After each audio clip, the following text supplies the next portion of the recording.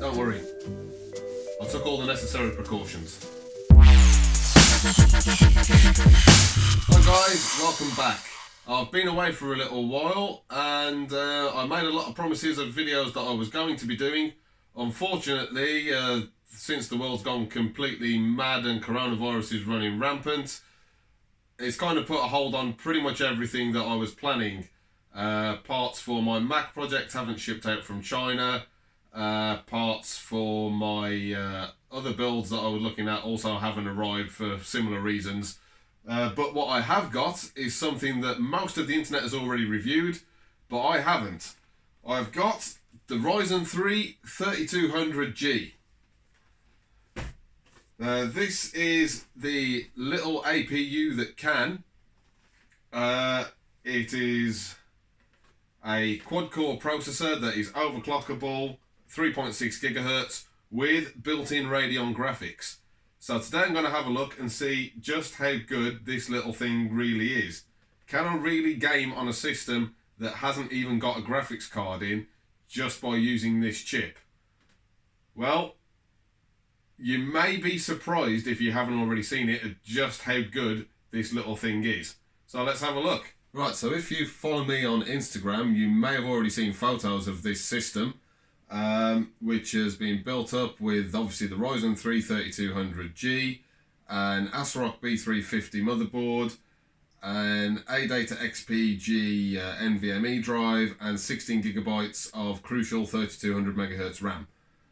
And I kind of went a little bit over top with some of the cabling work in here, but that's neither here nor there.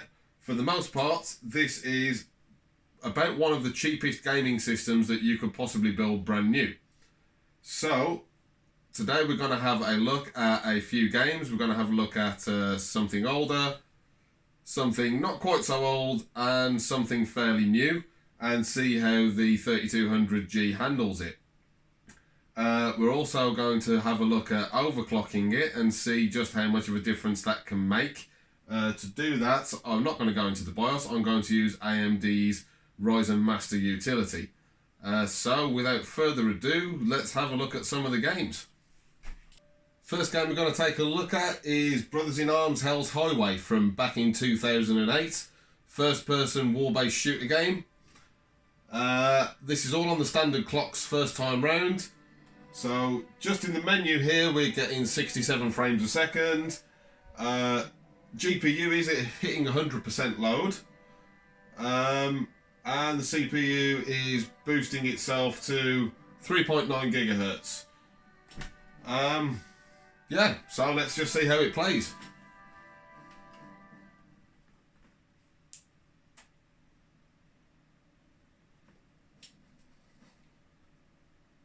All the graphics settings are at 1080p high.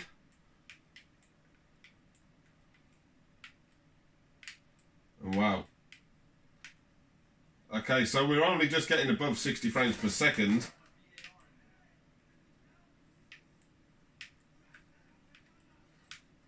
But, I mean, we don't have a graphics card in here. Now, this is an older game. Ah, crap. But, I mean, just look at it. No GPU. Above 60 frames per second. Honestly, if you didn't tell me, I wouldn't know that I wasn't... Okay, I'm really bad at this game, but I wouldn't know that I wasn't gaming without a GPU.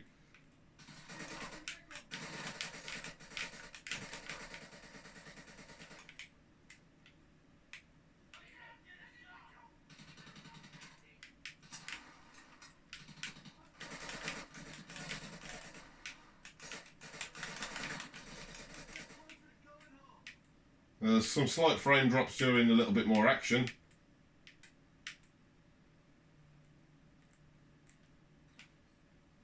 But overall, fairly impressive. Okay, so this game is obviously now 12 years old, so running at a decent frame rate shouldn't be all that difficult. It was fairly demanding at the time to run at all the highest specs, but compared to these days, it's not all that much. So, okay, we've seen this one. Let's have a look at something newer. Right, so next up is everybody's favourite RPG from 2012, Skyrim. Now, I've got this at 1080p with medium settings, and although I was no way going to put you all through the intro, because let's face it, we've all seen it a million times, it stayed solidly above 30 frames per second. So let's have a look at what some of the gameplay is like now that I'm free to move.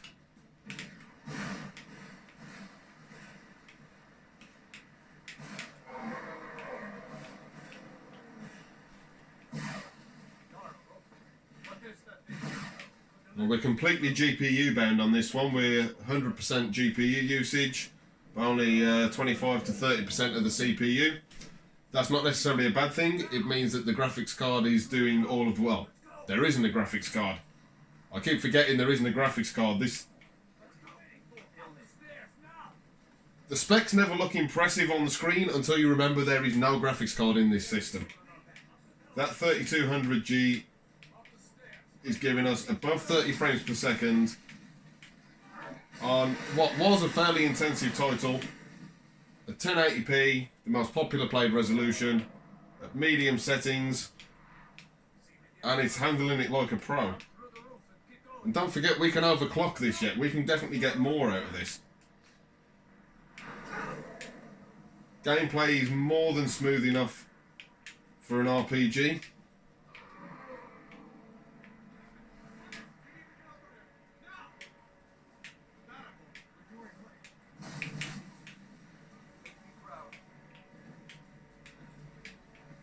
And look at that.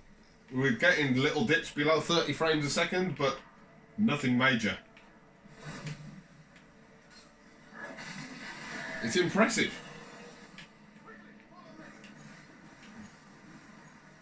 Okay, we've all seen Skyrim. Let's try out something a lot more recent and see how that handles it. Okay, so for the newer game test, we're trialling out the end of last year's Star Wars Jedi Fallen Order. Straight away, you can see that we are struggling a little bit lower with the frames per second here. Although, admittedly, if you haven't already seen my other video, which you can find there somewhere, this is doing a lot better than the 650 Ti, which was recommended for the minimum specs for this. We're playing at 1080p medium settings once again. So let's have a quick look, see what it's like.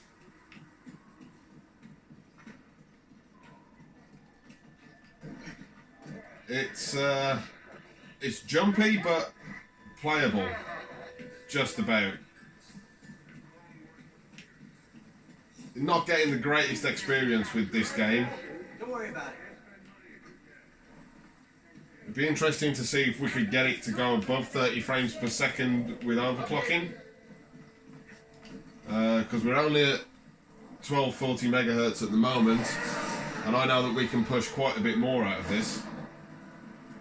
And the cutscene's at least smooth, which is good.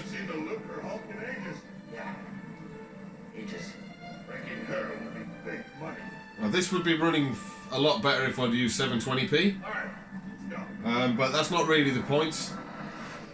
I want to try and see what we can do with 1080 for a decent comparison. Like I say, it's the most popular resolution, 1080p, so that's really what we want to be targeting gaming for. Now so far, at least at the standard settings, for older games, you're not going to have a problem with the 3200G at 1080p. But something brand new, while it can play it, I certainly wouldn't want to be playing a first-person shooter that was made in the last year with these sort of settings. Especially not online, you would just get killed. No problem. I'll improvise. See you there, pal.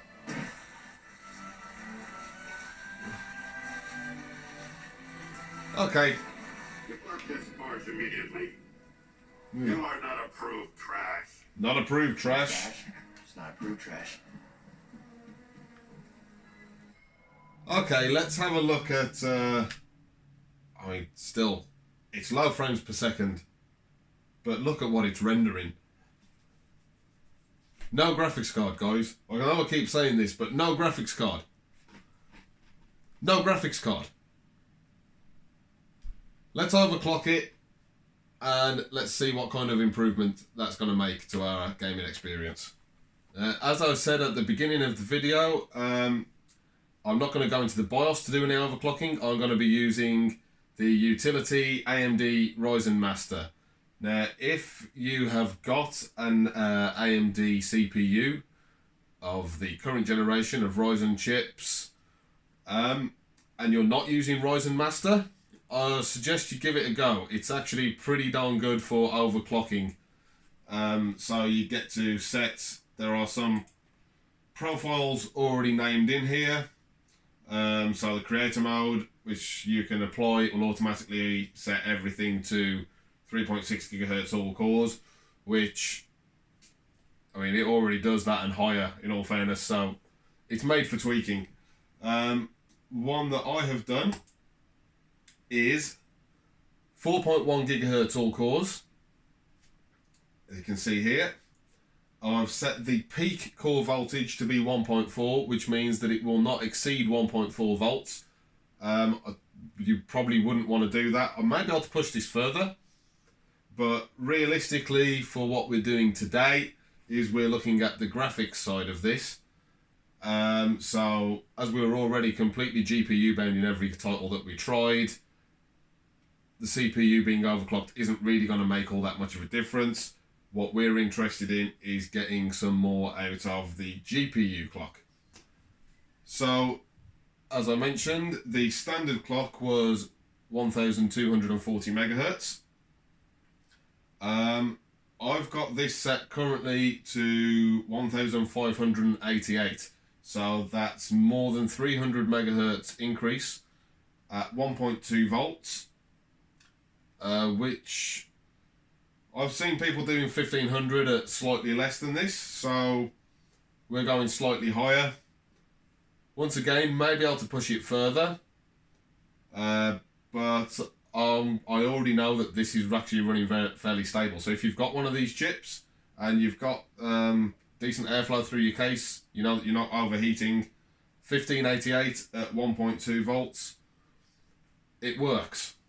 Right, so we're going to apply that. Oh crap, I clicked apply and test. Stop test, stop test. Right, we're going to apply that. And let's have another look at some of those games and see what we get. Well, we're back on Brothers in Arms. This one was already running okay in the first place. Doesn't look like it's changed all that much.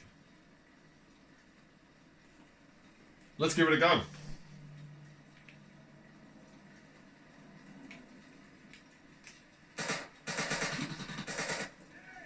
Getting worse at this game.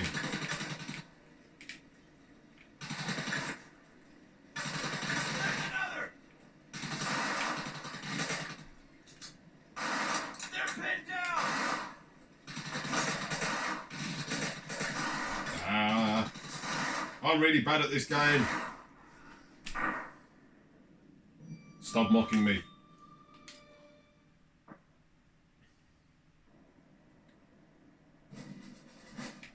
So admittedly, I'm really bad at this game, but also we haven't got any major improvement in FPS from the overclocking.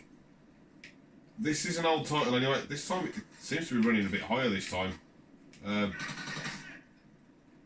There's no major improvements.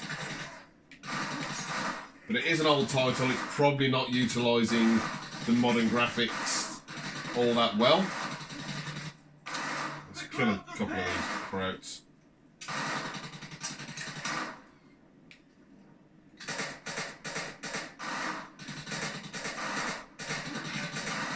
This is why I don't do gaming videos, people. I suck.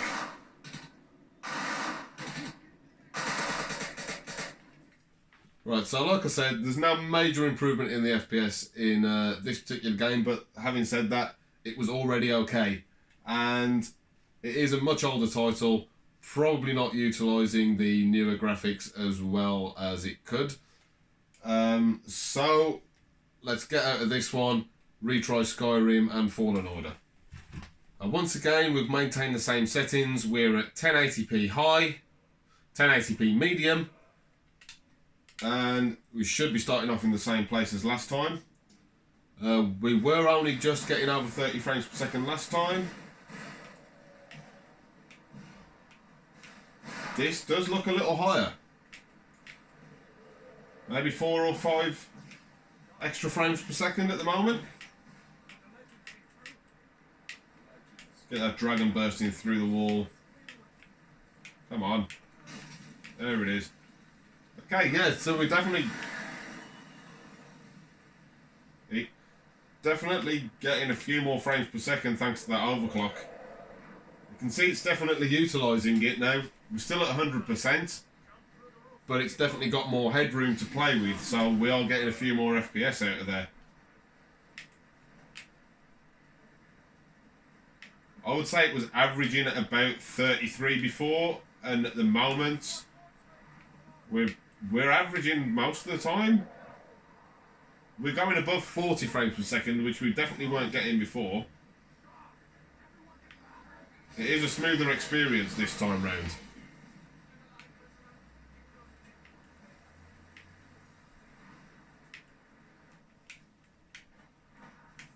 Come on, dragon, there he goes. Oh look, someone got an arrow in him. Yeah, we're not getting those dips below 30 frames per second as often as we were the first time. Overclocking this thing is definitely proving useful. It's so smooth, I think we could definitely go higher. It must work in increments of 25 megahertz by the look of it, because I always set this to 1588, but we're actually hitting 1575. Yeah. Which side would you go with? Stormcloaks or Imperials? Neither. So straight away on Fallen Order, we've got an extra 2 frames a second. We were right at 22 before. I have to be honest, it hasn't really made a lot of difference to this one either. It's definitely getting more frames per second than it was before.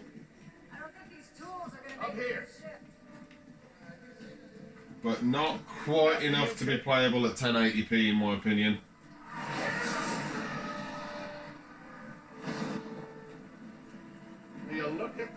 Let's try this out at 720.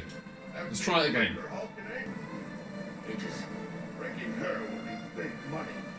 Okay, so that's nearly doubled the FPS at 720p. It certainly doesn't look quite as nice though.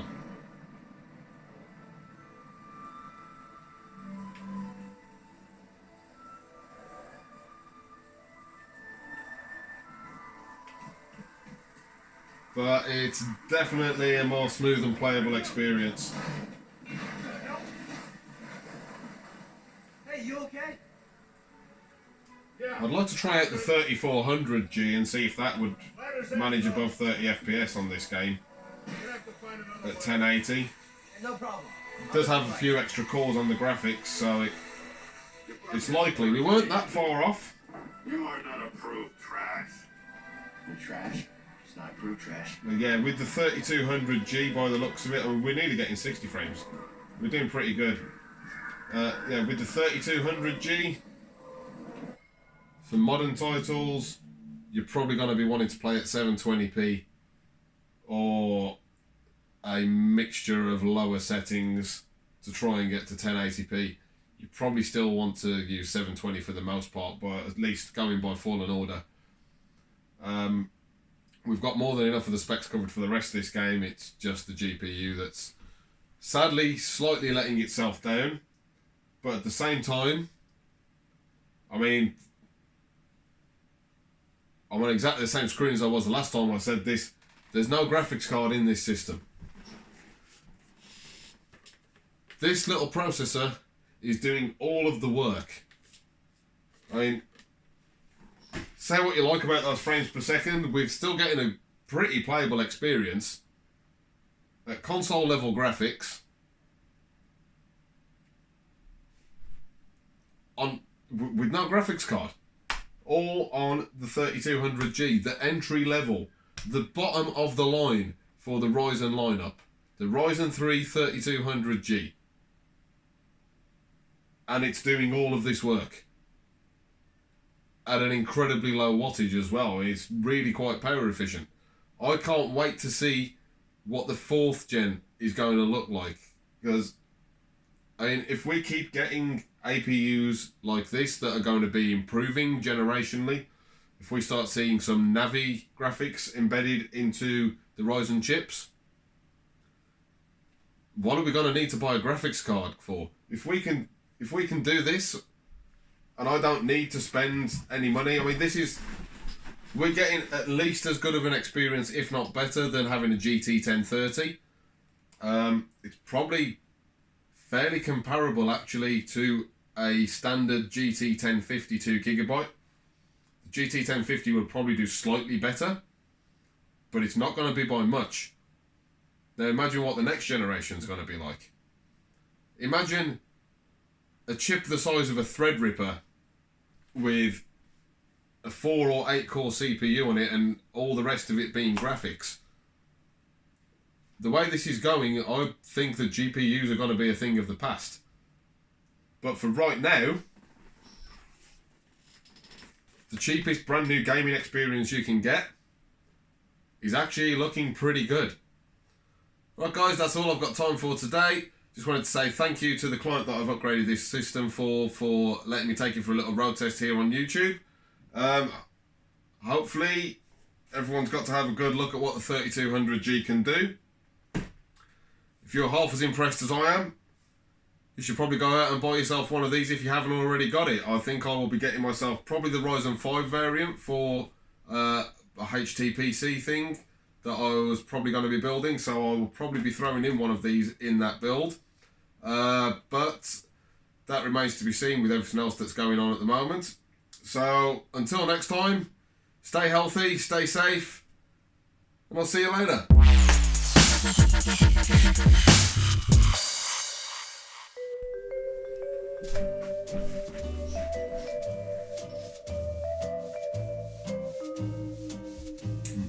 Say what you want about the virus, but beer goes down pretty good.